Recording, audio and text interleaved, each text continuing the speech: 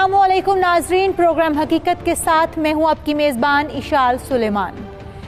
नाजरीन, शादी का सुनकर सबसे पहले जो चीज़ जहन में आती है वो एक लड़की और लड़के का ज़िंदगी भर के लिए एक हो जाना है, जो अब इस बंधन में बंधने के बाद एक दूसरे के साथ दुख और सुख की साथी करार पाते हैं। लेकिन शादी सिर्फ एक लड़की और लड़के के मिलने का नाम नहीं होता, ये होता है दो ख़ानदानों के मिलने का नाम।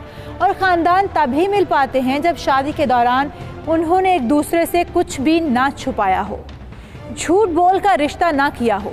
जहाँ रिश्तों की बुनियाद झूठ पर रखी जाती है वो रिश्ते देर पा नहीं होते और जल्द ही अलहदगी मुक़द्दर बन जाती है। लेकिन कुछ झूठ ऐसे भी होते हैं जो हम अपनी अना की खातिर बोलते हैं और ये भी चाहते हैं कि ऐसे झूठ सारी ज़िंदगी पकड़े ना जाएं। लेकिन जहाँ रिश्ते खालिस हों वहाँ ये झूठ ज़्यादा देर चल नहीं सकते, और अगर चलेंगे तो कोई ना कोई नुकसान ज़रूर होगा। आज की कहानी कराची की एक कॉलोनी की है जहाँ ताहिरा नाम की एक लड़की की शादी होती है।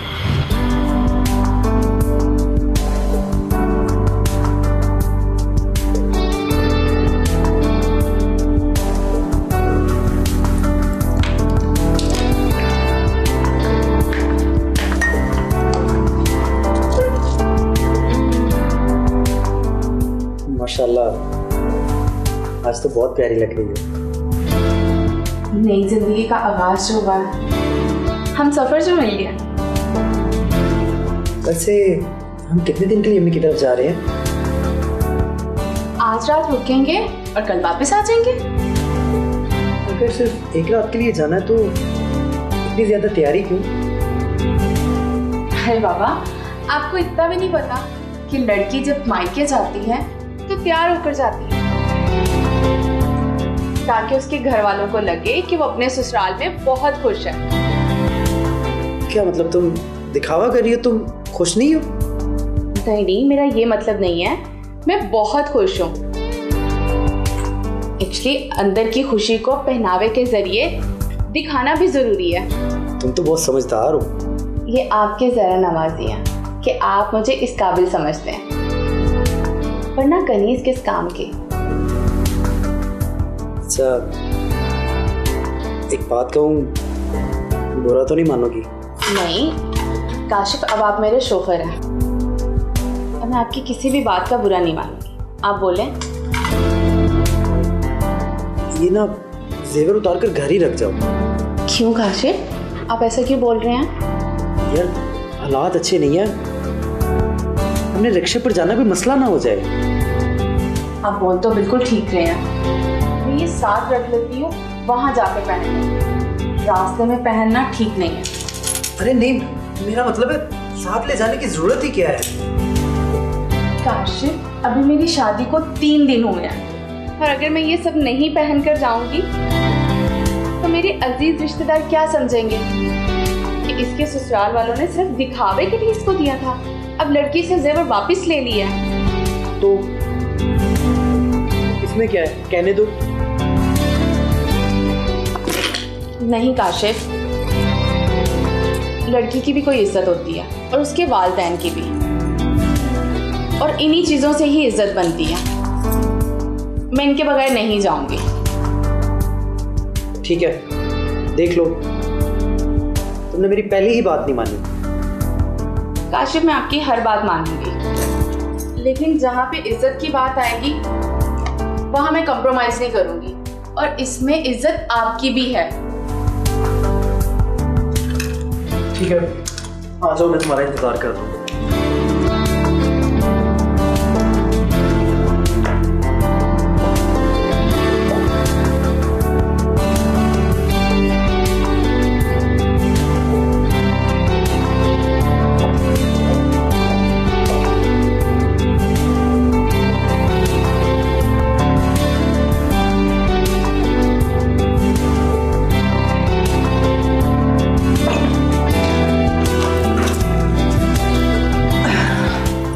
घर में सब ठीक है ना?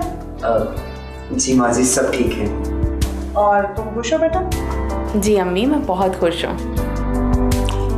बेटा, घर में छोटी मोटी बातें हो जाती हैं, उनको बर्दाश्त कर लेते हैं। अम्मी मैं समझती हूँ, आप बिल्कुल टेंशन नहीं लें। बेटा, ये घर में ना थोड़ी लाडली पली है, किसी बात पे जिद करे ना इसे प्यार से समझा लेना। जी ठीक है माँ जी, आप परेशान ना हो, लेकिन आप इसे भी समझाए ना, अगर मैं कोई बात कहूँ तो ये मान ले, मैं इसका बुरा थोड़ी ना चाहूँगा। ये क्या कहा इसने?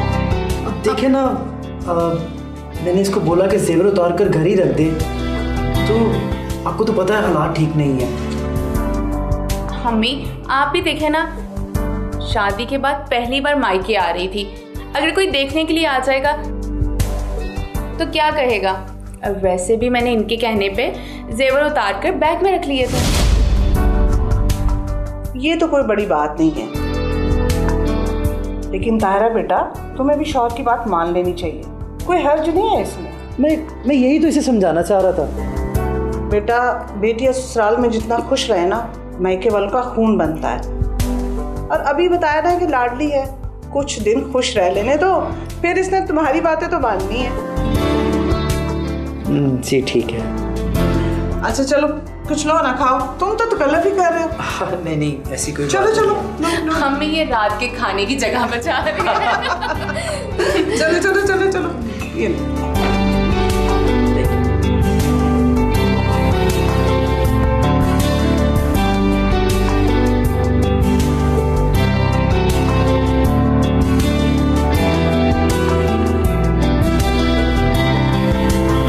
काशिफ की बातों से लग रहा था कि वो डोमिनेट करने वाला शौहर साबित होगा, जो चाहता है कि उसकी बीवी चुपचाप उसकी हर बात मान ले, जबकि ताहिरा की बातों से लग रहा था कि वो दुनियादारी के मामले को अच्छी तरह समझती थी और उसको ज़माने की ऊंच नीच की समझ थी। लेकिन एक बात की समझ नहीं आई थी कि काशिफ ताहिरा से जेवर उतार कर घर रखने को क्यों बज़िद था। क्या वो वाकई इसलिए चाहता था कि बाहर चोरी डकैती का खतरा था, या बात इसके पीछे कोई और थी। ताहिरा की माँ ने भी अपने दामाद और बेटी को अच्छी बातें ही समझाई थी, जो आगे आने वाली ज़िंदगी में कामयाबी के लिए काम आ सकती थी। अब उन बातों को ताहिरा किस रंग में देखती है और काशिफ किस नज़र से देखता है, ये अलग मामला है। लेकिन काशिफ की तबीयत की वजह से लग रहा था कि आने वाले वक्त में मुश्किलात में इजाफा हो सकता था।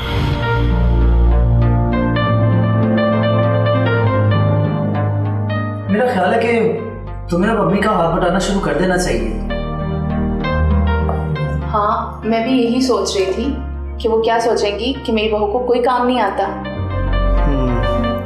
आज तुम मम्मी के साथ किचन में कुछ पकाना, ताकि मुझे भी तो पता चले कि मेरी बेगम क्या बना लेती है। अल्लाह का शुक्र है कि मैं हर चीज़ बना लेती हूँ। हाँ अब हमने कहीं जाना तो है नहीं, और मैं भी काम पे जाना शुरू कर रहा हूँ। हाँ तो मेरा ख्याल है कि जेवर और बाकी कीमती चीज़ें अम्मी के पास जमा करवा दें, जब ज़रूरत होगी ले लिया करेंगे। इसकी क्या ज़रूरत है काशिफ? आपको क्या लगता है कि मैं एक गैर जिम्मेदार बेबी हूँ? नहीं, मेरे पास लॉकर है, मैं अपने लॉकर में रख लूँगी। वैसे अगर अम्मी के पास रखवा दोगी ना तो उन्हें अच्छा लगेगा। देखो काशिफ, जेवर दुल्हन का हुस्न होता है, और अगर हुस्न दुल्हन के पास ही रहे तो अच्छी बात है, क्योंकि उसी से दुल्हन अपने शौहर को खूबसूरत लगती है। तुमने जेवर ना देने की जिद क्यों बना ली है? काशिफ मैंने जेवर ना देने की जिद नहीं बनाई, जिद आप कर रहे हैं। अगर तुम माँ के पास रखवा दोगी तो क्या हो जाएगा?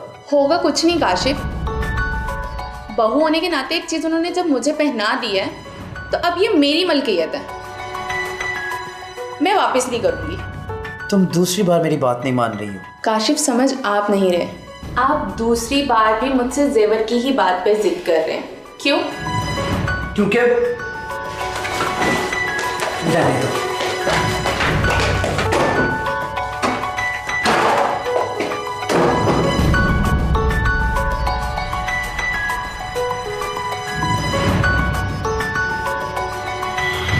ना जाने क्यों काशिफ ने जेवर को जिद बना लिया था, और ताहिरा भी उसकी ये बात मानने को तैयार नहीं थी। मसला आहिस्ता आहिस्ता सीरियस होता जा रहा था। काशिफ सिर्फ ताहिरा से जेवर ही लेना चाहता था। क्यों? जबकि ताहिरा भी अनजान खदशे के तहत वापस करने को तैयार न थी। कहीं ऐसा तो नहीं कि काशिफ की माँ उसको वरगला रही थी कि बहू से जेवर वापस ले ले, लेकिन जब दुल्हन को जेवर पहना दिया जाता है तो वो हो तो उसकी मिल्कियत जाता है।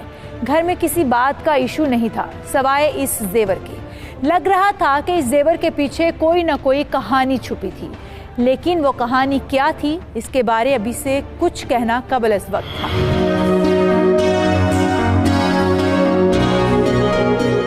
अब इस मसले का क्या हल है? कहती क्या है वो किसी भी तरह जेवर देने को तैयार नहीं है। ऐसे कैसे चलेगा? कब तक चलेगा? जिससे वादा किया है वो रोज तंग करता है। मुझे लगता है ये प्यार की जुबान समझने वाली नहीं है। नहीं बेटा, अगर जबरदस्ती की गई तो मामला बिगड़ भी सकता है। लेकिन अब्बू अब कोई तो हल निकालना होगा, वरना हमारी इज्जत का जनाजा निकल जाएगा। इस मामले का बड़ा शानदार हल है मेरे पास, लेकिन मैं सोचती हूँ कि इसको कुछ दिन और दे दूँ सोचने के लिए। बर्दाश्त तो मुझसे भी नहीं हो रहा, लेकिन बात वही है, जमाना क्या कहेगा कि किस बात पर झगड़ा किया। बात तो तुम्हारी ठीक है, अगर इज्जत का मामला ना होता तो कई हल निकल आने थे। अब इस औरत को कौन बताए कि हमने अपनी झूठी अना और शो मारने के लिए वक्ती तौर पर जेवर किसी से लेकर डाले थे इसको। मैंने तुमसे कहा था सब कुछ बता दो, कुछ नहीं होता, लेकिन तुम लोग सब मिलकर कहते हमारी इज्जत चली जाएगी। अब अगर इसने जेवर ना दिया तो इज्जत तो गई। मैं करती हूँ इससे बात, देखती हूँ कैसे नहीं देती। मम्मी, आप इसे तंग करना शुरू करें, जिद चोकर जेवर दे देगी। अब देखना, जब एक औरत को तंग करने पे आ जाए ना, तो देखना फिर क्या होता है।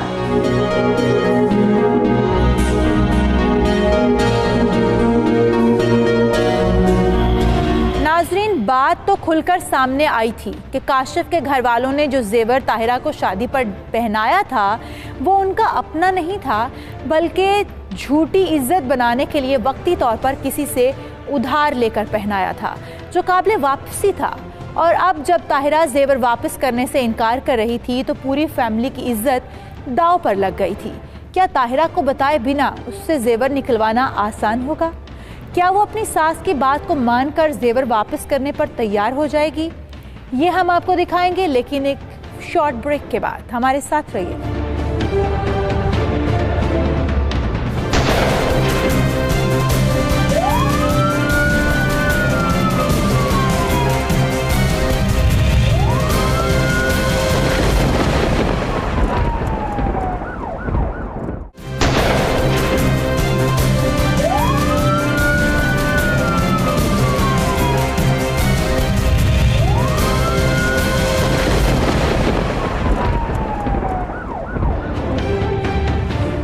वेलकम बैक नाजरीन। ब्रेक पर जाने से पहले हमें इस बात की खबर मिल गई थी कि काशिफ के घर वालों ने अपनी इज्जत बनाने के लिए किसी से जेवर लेकर ताहिरा को पहनाया था और अब उसको बताने में अपनी बेइज्जती महसूस कर रहे थे और ज़बरदस्ती उससे जेवर निकलवाने की तरकीबें सोच रहे थे। जहां रिश्ते गहरे और बड़े हों वहां इज्जतें भी सांझी होती हैं। हमारा ख्याल है कि अगर वो ताहिरा को अपना मसला बता देते तो वो कभी भी जेवर देने से इनकार ना करती, लेकिन उसकी नज़रों में अपनी इज्जत भी कायम रखना चाहते थे और जेवर भी वापस लेना चाहते थे, जो फिल वक्त मुश्किल नज़र आ रहा था।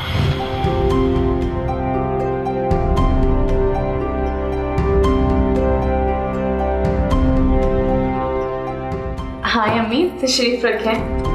क्या कर रही हो? कुछ नहीं अम्मी, टीवी देख रही थी। तारा, तुझे लगता नहीं है कि काफी दिन हो गए तुझे आराम करते हुए? जी माँ जी, मैं भी यही सोच रही थी। मैं आपके पास आने वाली थी कि इतनी देर में आप आ गई। ठीक है, यही कहने आई हूँ मैं तुझे कि हमारे में रिवाज नहीं है इतना आराम करने का। आप उठ के कुछ कर लो। माँ जी, आपके रस्म और रिवाज तो आप ही बताएंगे ना। ठीक है, कुछ बनाना भी आता है कि माँ ने कुछ सिखाया ही नहीं है? ये कैसी बात कर रही हैं आप मुझे बताएं क्या बनाना है। इसलिए पूछ रही हूँ कि आजकल की लड़कियां मोबाइल फोन पे लगी रहती हैं, घर के काम उन्होंने खाक करने। माँ जी मैं उनमें से नहीं हूँ, मुझे अपनी लिमिट बहुत अच्छे से पता है और मैं हर काम अपनी लिमिट में रह कर करती हूँ। तुमने कहा ना कि रस्म और रिवाज सीखने से आएंगे। जी बताएं। काशिफ ने तुम्हें कहा नहीं वो जेवर हमने डाला है वो तुम मेरे पास जमा करवा दो। लेकिन माँ जी इसका रस्म और रिवाज से क्या ताल्लुक है? जो घर का बड़ा होता है ना तो उसके पास सब कुछ होता है, और जब तुम इस घर की बड़ी बन जाओगी ना तो सब कुछ तुम्हें जमा करवा देंगे। ठीक है, लेकिन जो चीज आपने मुझे पहना दी वो दुल्हन का हुस्न है, और अगर वो उसके पास भी रहे तो कोई हर्ज नहीं। वैसे माँ जी बड़ी अजीब रस्म है आपकी। इसको अपना लोगी ना तो तुम्हारे हक में बेहतर होगा। सुना लड़की?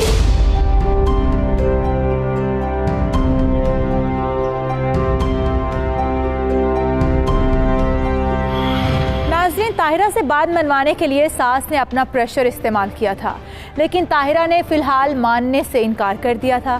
काशिफ के हाँ के रस्म और रवाज तो ऐसे ना थे, लेकिन वो ताहिरा को चक्कर दे रहे थे कि एक बार उसके हाथ से जेवर ले लिया तो बाद में जब मुतालबा करेगी तो कहेंगे चोरी हो गए, ये कोई भी बहाना बना लेंगे।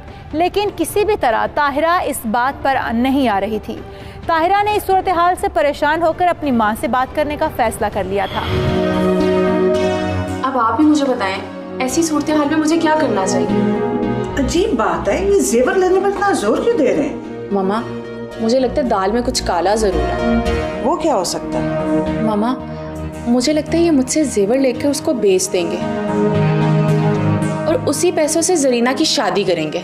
वो तो ठीक है, अगर उन्होंने ऐसा करना है तो मुझे तुम्हें एतमाद में लेकर भी तो कर सकते हैं ना।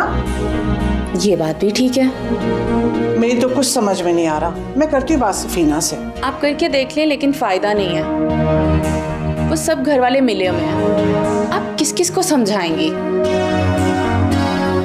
जरूरत पड़ी तो सबसे कर लूंगी, लेकिन पहले तुम्हारी सास से बात करने की कोशिश करती हूँ कि वो कहती क्या है। अल्लाह करे कि वो मान जाए।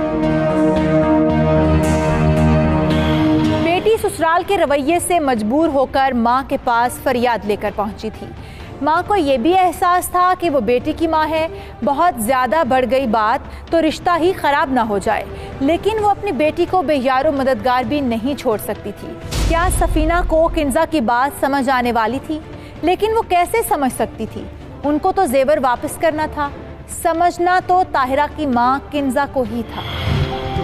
अच्छा किया बहन आप आ गई, मैंने आपसे एक बात करनी थी। मैं भी आपसे बात ही करने आई हूँ। आपकी बेटी ने कोई शिकायत लगाई है? नहीं, शिकायत नहीं, मसला बताया। मसला हमारा नहीं आपकी बेटी का है। उसका क्या मसला है? वो हमारी बात सुनने को तैयार ही नहीं है। ठीक है बहन जी, मैं समझ गई, लेकिन मुझे ये बताएं ये जेवर का इशू क्या है?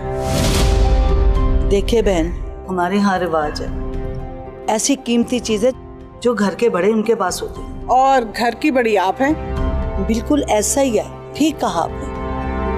देखिए ना, आप कितनी जल्दी समझ गई हैं। एक आपकी बेटी है कि वो समझती नहीं है। ठीक है बहन जी, मैं उसे समझाऊंगी बात। मुझे पता था आप समझ जाएंगे, मैं ऐसे ही उससे खपती रही।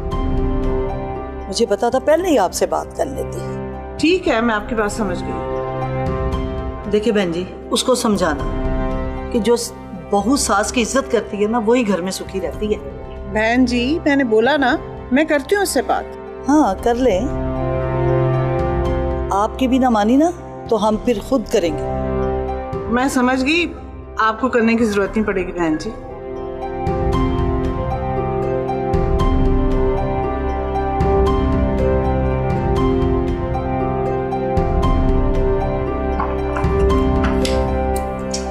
बैठो बेटा।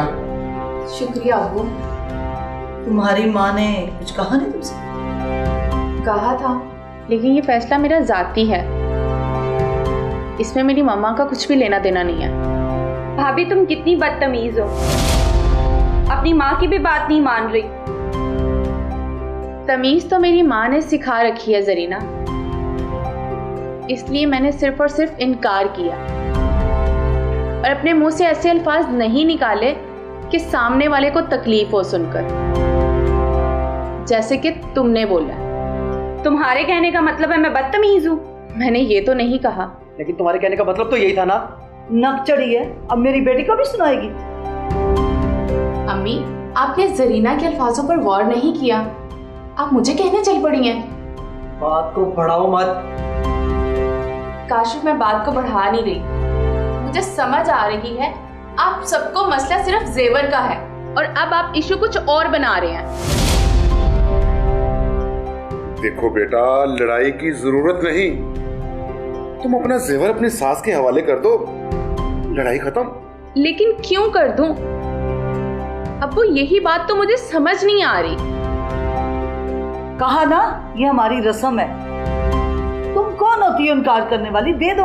अम्मी, मैं इस घर की बहू हूं और जेवर मेरी मलकियत है, मैं नहीं दूंगी। अगर तुम जिद्दी हो ना तो ना दो, हम भी छीन कर रहेंगे।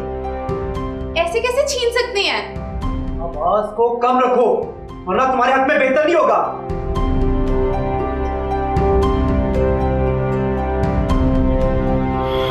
जो बात पहले मियाँ बीवी के दरमियान थी और बाद में सास बहू के बीच हुई थी, अब ताहिरा के सामने सारी फैमिली खुलकर आ चुकी थी। सबके चेहरे आयां थे, हर किसी का एक ही मकसद था और वो था ताहिरा से जेवर वापस लेना। लेकिन ताहिरा किसी भी तरह से मानने को तैयार नहीं थी। उसने भी इस बात को अपनी जिद बना लिया था और ससुराल वालों की बातें बढ़ने लगी थीं। ताहिरा की माँ ने भी ताहिरा को समझाया था और आगाह किया था कि उसके ससुराल वालों के जज्बात से, लेकिन वो अभी तक इस बात को मानने को तैयार ना थी। लेकिन आज उसको भी समझ आ गई थी कि ना तो कोई औरत उसके साथ थी और ना ही कोई मर्द घर का उसका साथ देने वाला था। सब एक ही राग अलाप रहे थे कि जेवर वापस कर दो। क्या होगा इस बहस और झगड़े का अंजाम, ये हम आपको दिखाएंगे, मगर एक ब्रेक के बाद हमारे साथ रहिएगा।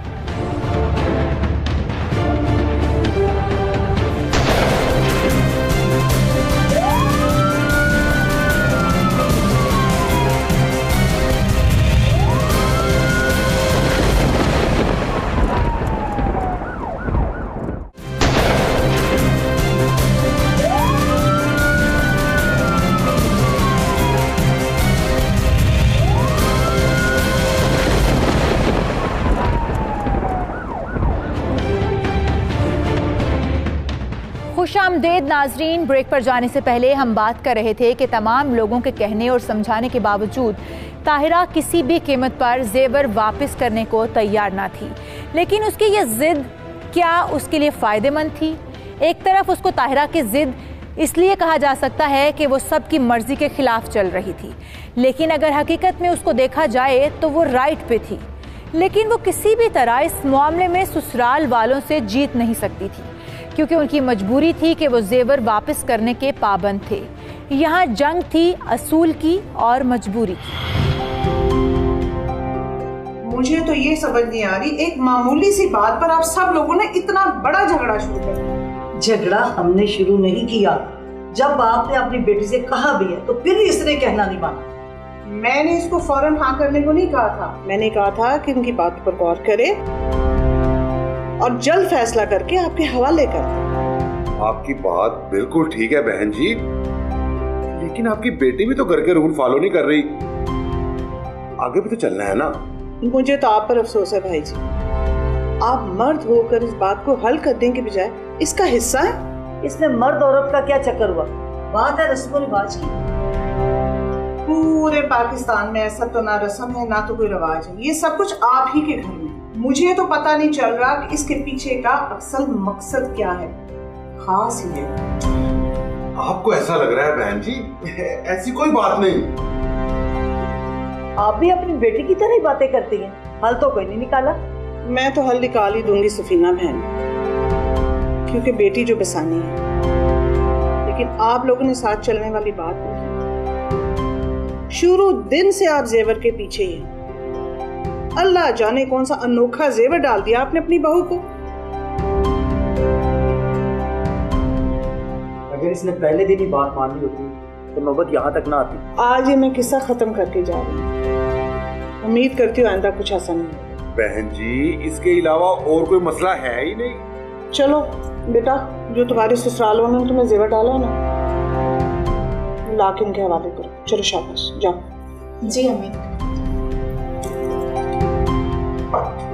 आप सबसे गुजारिश है कि आइंदा मुझे कोई मसला हल करने का ना पड़े। बहन जी आप फिक्र ही ना करें। आखिरकार ताहिरा के ससुराल वालों का मेन मसला हल हो गया था। किंजा ने अपनी बेटी को समझाकर जेवर वापस करने पर तैयार कर लिया था और ताहिरा ने जेवर वापस कर दिया था। ताहिरा के ससुराल वाले अब अंदर से सुकून में आ गए थे क्योंकि उन्होंने जिससे जेवर लिया था उसको वापस करने की पोजीशन में आ गए थे। काशिफ के वालिद कबीर ने उसी दिन जाकर जेवर वापस कर दिया था, लेकिन आने वाले वक्त में मसला दोबारा उस वक्त हो सकता था जब ताहिरा को जेवर की ज़रूरत पड़ती, क्योंकि ऐसा तो हो नहीं सकता था कि आज उसने जेवर दिया है तो अब वो भूल जाएगी। इसलिए ये मसला वक्ती तौर पर तो हल हुआ था, लेकिन मुस्तकिल तौर पर नहीं। कोई मसला तो नहीं हुआ? नहीं, कोई खास बात तो नहीं हुई, लेकिन वो हमारे लेट पहुंचने से जरा नाराज थे। उस कलमुही की वजह से सब हुआ। जल्दी मान जाती तो ये बातें सुननी ना पड़ती। चलो छोड़ो, देर से सही, लेकिन हमारा मसला तो हल हुआ। अगर वो 4 लोगों को बीच में डाल लेती तो हमें बड़ी शर्मिंदगी होनी थी। ये ससुराल है उसका, मैका नहीं जो उसके लाड़ देखते रहे। अभी तो अम्मी उससे कोई काम भी नहीं करवाती। तुम चुप करो, उसे कुछ ना कुछ तो आता है ना। तुम्हारी माँ ने तुम्हें क्या सिखाया है? पहले अपने आप पर नजर डालो। बहू ने जेवर क्या वापस कर दिया, उसके गुनगान। हाँ भाई, जो हमारा मसला था हल हो गया, अब और कोई इशू ही नहीं है। अल्लाह करे अब कोई इशू हो भी ना। अब कोई मसला हुआ ना तो ऐसा सबक सिखाऊंगी कि दुनिया याद रखेगी। अच्छा ठीक है, वक्त से पहले जज्बाती होने की जरूरत नहीं है। जब वक्त आएगा तो देखा जाएगा। जब से आई है ना, नखरे बड़े हैं उसके, अब खत्म करूंगी। मैंने तो आपसे कहा था आप काम करवाएं उससे। देखना तुम, कल से ही काम।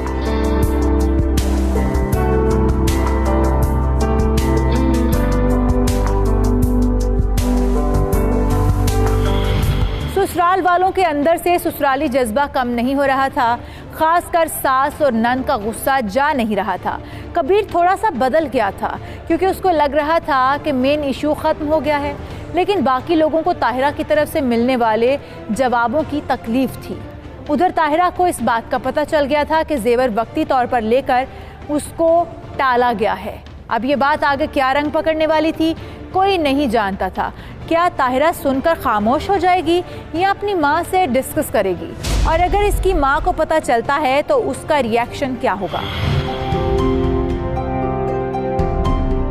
तो इसलिए शोर मचा रखा था इन्होंने। हाँ, देखिए हमारे सामने कितने इज्जतदार लोग बन रहे थे। तुम फिक्र ना करो, मैंने बुलाया तुम्हारी सास को, अभी आती होगी। वो तो ठीक है, पर मम्मा आप उनसे बात क्या करेंगी? तुम्हारे कजन की शादी है, तुम्हें जेवर चाहिए, ये समझ लो। ठीक है। अस्सलाम वालेकुम। वालेकुम सलाम। खैरियत? जी जी बिल्कुल खैरियत है।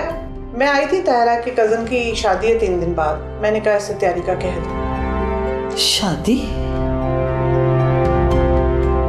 हाँ हाँ, जाना चाहिए, जरूर जाना चाहिए। कब जाना? जी मैं कल आ जाऊंगी इसको लेने के लिए। अच्छा। अम्मी आपकी तरफ से इजाजत है?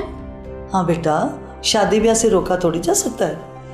काशिफ बेटे को भी जाना होगा। उसे आप खुद ही कह दें। आपकी इजाजत चाहिए थी इसलिए।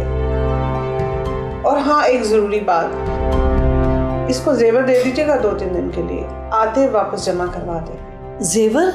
जी वही जो आपके पास अमानत रखी है। वो तो क्या हुआ अम्मी जी? हाँ, नहीं कुछ नहीं, मैं जा रखा लेके आती हूँ। ठीक है। आपने ठीक कहा था, किसी बड़े के हाथ चीज हो ना तो घूमती नहीं है। हाँ ठीक है, मैं ला दी।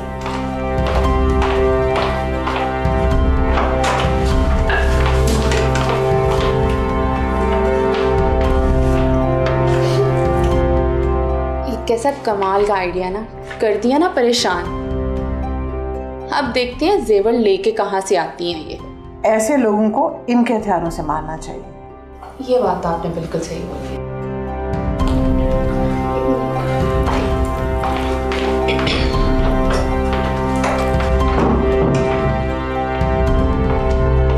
क्या हुआ बहन जी? कुछ नहीं, वो जहाँ मैंने जेवर रखा था वो है नहीं। ताहिरा के पास जितने दिन रात घुमाने, आपने लेते ही घुमा दिया। अम्मी जी, आप तो जिम्मेदारी की बात करती थी, तो फिर अब क्या हुआ? पता नहीं कैसे हो गया। आप ऐसा करें, आप शादी पे जाए, मैं काशिफ के हाथ भिजवा दूंगी। अच्छा बहन, मैं चलती हूँ, कल तक देख लें जी, फिर मैं इसको लेने आ जाऊँगी। हाँ, ठीक है, ओके, मैं चलती हूँ। हाँ ठीक है, खुदा हाफिज़। खुदा हाफिज़।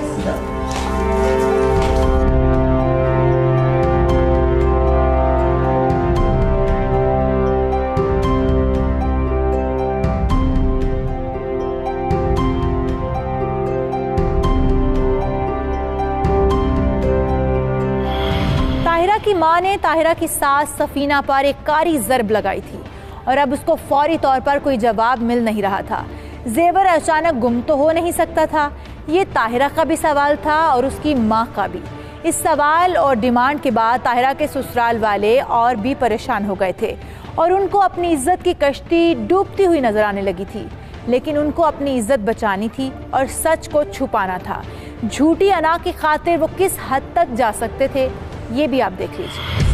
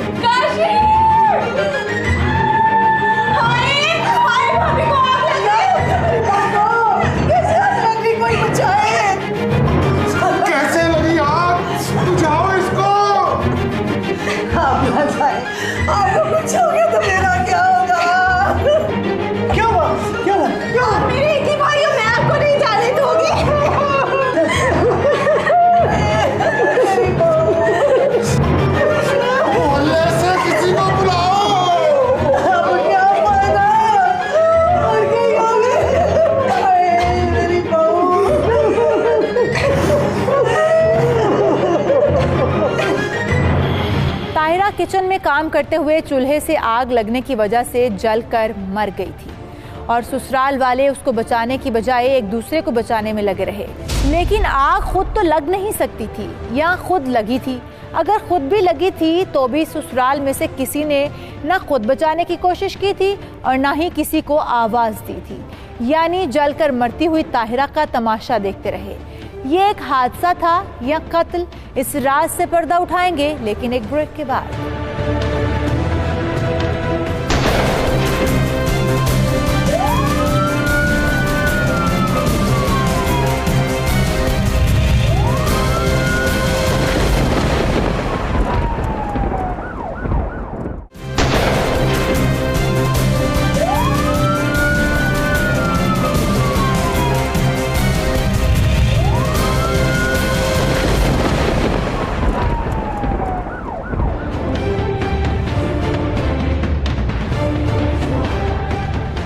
वेलकम बैक नाजरीन। ब्रेक पर जाने से पहले हम बात कर रहे थे ताहिरा की अचानक हादसाती मौत की, लेकिन ये वाकई हादसाती मौत थी या फिर कत्ल की कोई साजिश थी जिसको रचाया था सारे घर वालों ने मिलकर, क्योंकि जब तक ताहिरा जिंदा रहती वो जेवर का मुतालबा गाहे बगाहे करती रहती और सफीना को हर बार उसके सामने शर्मिंदा होना पड़ता।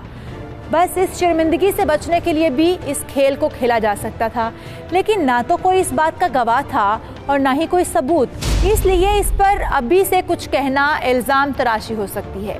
किंजा का इस पर क्या रिएक्शन हो सकता है, ये जानना अभी हमारे लिए बाकी है।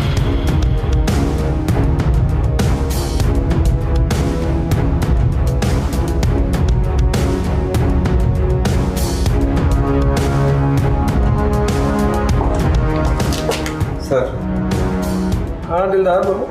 सर एक खतून आई है, का कहना है कि उनकी बेटी को उसके ससुराल वालों ने मार दिया है। क्या? बुलाओ जरा उनको। अंदर आ जाए मान।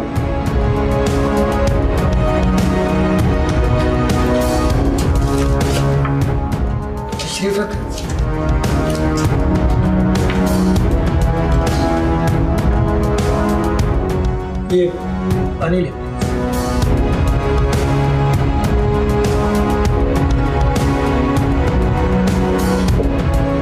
आप बताएं, मसला क्या है? थानेदार साहब, मेरी बेटी के ससुराल वालों ने मेरी बेटी को जलाकर मार डाला। जलाकर मार डाला? मतलब? ऐसा कहा जा रहा है कि वो किचन में काम कर रही थी, अचानक आग लग गई और वो जलकर मर गई। आपको शक क्यों कर रहा है? क्योंकि उस वक्त तमाम घर के फर्द घर में थे, उसके बावजूद भी मेरी बेटी जलकर मर गई।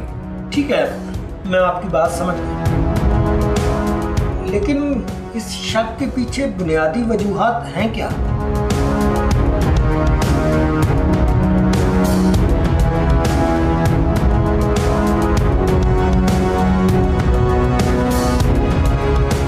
इनकी रिपोर्ट दर्ज करो और इनकी लड़की के शौहर और ससुर को थाने बुलाओ, और अगर जरूरत पड़े तो उसकी सास और ननद उनको भी। और हाँ, लाश का पोस्टमार्टम करवाओ। दफना दिया गया मेरी बेटी। आप फिक्र न करें, हम अदालत से इजाजत ले दोबारा पोस्टमार्टम, केमिकल एग्जामिनेशन के जरिए सब वाज़ेह होगा ये हुआ। आप तसल्ली रखें। जाओ, तुम इनकी रिपोर्ट लिखो, जिस कार्रवाई करो।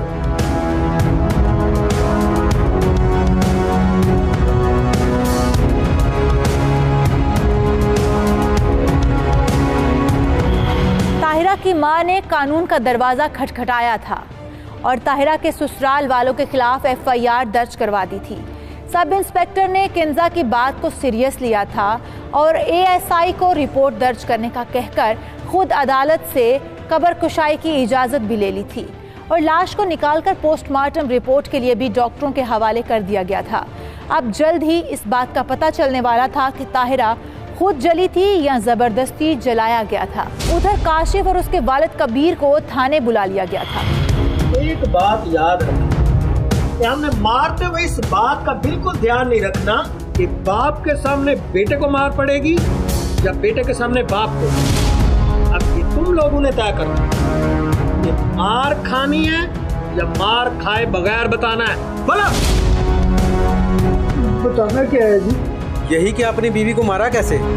वो जी किचन में आग लगने से जी। आपको किसने कहा कि उसे मारा क्या है? दफन किए हुए 4 दिन हो गए हैं। हम दफन किए हुए मुर्दों को भी जिंदा कर लेते। तुम क्या समझते हो कि बात खत्म होगी? दफना दिया? साहब जी, ये मुझे ऐसे बोलने वाले नहीं लगते। बात तो ठीक, मैंने भी सोचा था कि मार कुटाई के बगैर ही शायद काम चले, लेकिन ये ऐसे मानने वाले नहीं। पहले बाप को मारो बेटे के साथ, देखते हैं कि इसमें कितनी बर्दाश्त है। पकड़े। देखो, बगैर मार खाए मान गए तो सिर्फ अदालत में सजा होगी, लेकिन अगर ना माने तो सजा होने से पहले तक इतनी मार पड़ेगी कि जिंदगी भर बैठना भूल जाओगे। मेरे बाप को मत मारो, मेरे बाप को मत मारो, मैं सब बताता हूँ, सब बताता हूँ। ठीक है, बोलो। उसकी वजह से हमारी इज्जत को खतरा था। वो दोबारा जेवर की डिमांड करने लग गई थी। और जेवर तुम्हारे पास था नहीं, है ना? वो तो जी मैंने अपने जानने वाले से उधार लिया था टाइम पास के लिए। तो मेरे गले की हड्डी बन गया। गले की हड्डी क्या बना? झूठी इज्जत का ख्याल किया तुमने। क्या फर्क पड़ता अगर तुम अपनी बहू को बता देते? खा जाना था उसने तुम्हें। लेकिन जो तुम जैसे लोग होते हैं ना, और जिनकी तुम्हारे जैसी बीवियां होती हैं, उनके घर बर्बाद होते हैं। हमसे गलती होगी जी, हमें माफ कर दे, माफ कर दे। किसी की इकलौती बेटी को मार के अब माफी मांग रहे हो? ये फैसला तो अब अदालत करेगी। बोलो, मारा कैसे था उसे? अंदाजा हो गया था कि ये जेवर वाला इशू खत्म होने वाला नहीं है, तो हमने मिलकर फैसला किया तो उसको मार देंगे।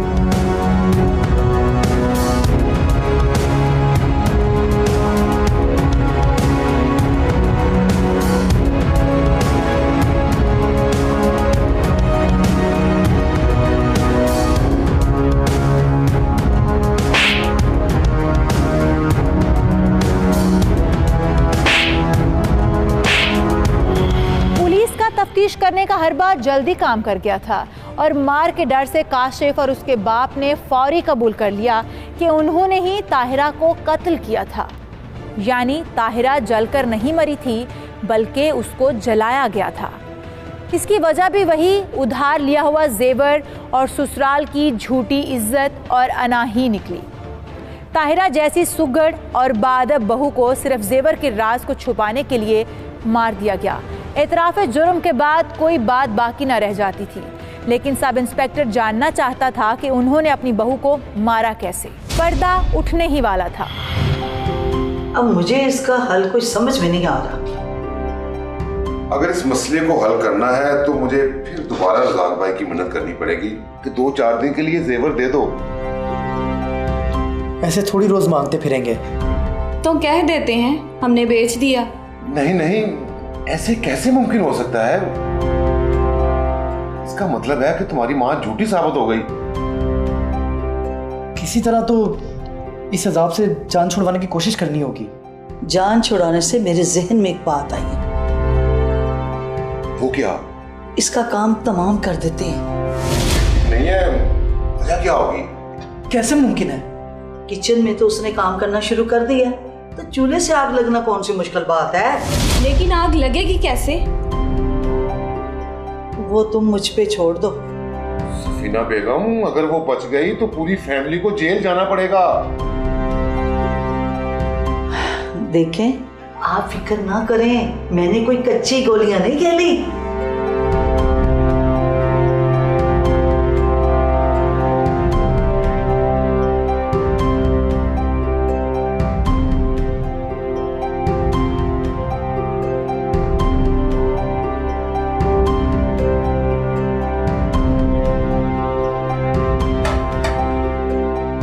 लगता है भाभी जाने से पहले अपने हिस्से का तमाम काम खत्म कर लेना चाहती है। मैं कौन सा लंबी मुद्दत के लिए जा रही हूँ? बस 3 दिन शादी के बाद वापसी है। ठीक कह रही हूँ। अम्मी, वैसे वो जेवर का पता किया? मिल गए? हाँ, मिल गया। अब हमेशा के लिए जेवर तो मिलेगा। हमेशा के लिए? क्या अब रस्में तब्दील हो गई है?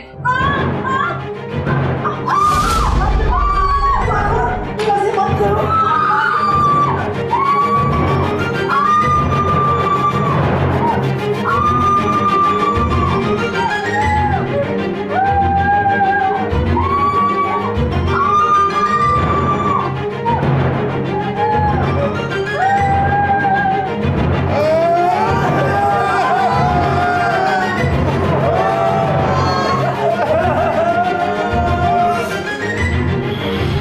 वाकया एक बेदर्दी से होने वाले कत्ल का, जिसको नाम दिया गया था कि किचन में चूल्हे से आग लगकर बहू जल गई। लेकिन बहू जली नहीं थी, उसको जलाया गया था। कभी हमने गौर किया है कि किचन में हमेशा बहू ही जलती है?